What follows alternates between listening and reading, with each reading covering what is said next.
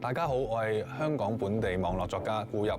咁我通常發表作品就喺網上啦、Apps 啦或者係書籍嘅。咁今日我介紹嘅讓我讀上癮嘅書就係井上雄彥嘅《男兒當入樽》。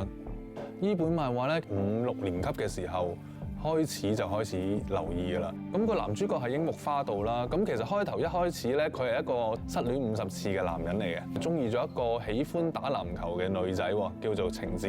咁之後咧，就因為佢咧就開始進入咗呢個籃球嘅生涯啦。咁慢慢地，佢用咗4個月嘅時間，開始慢慢變成一個明日之星。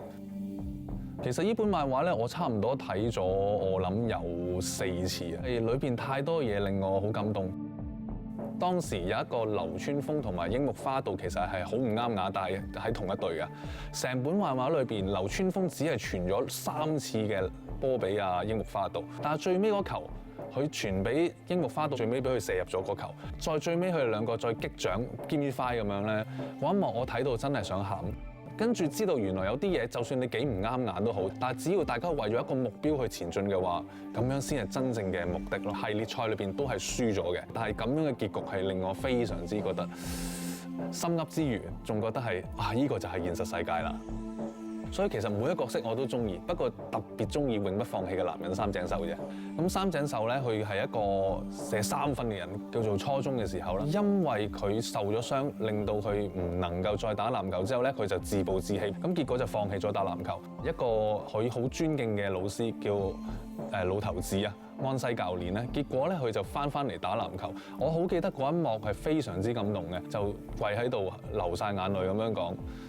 我好想打籃球。其實我好記得佢打山王呢隊球隊嘅時候咧，嗰陣時佢係入咗5個3分球嘅。咁去到最尾其實佢好乏力㗎啦，但係結果佢冇放棄，最尾仲捉緊拳頭同人哋講話：我三井壽係一個永不放棄嘅男人。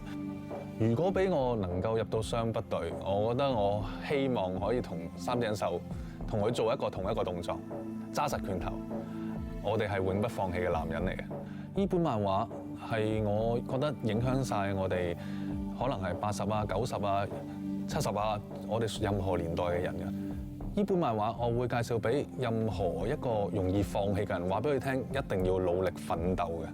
亦我都會將呢本漫畫介紹俾我啲子孫睇，留一套紙版嘅送俾佢，話俾佢聽一定唔好放棄，任何嘢都好，熱血係最王道嘅。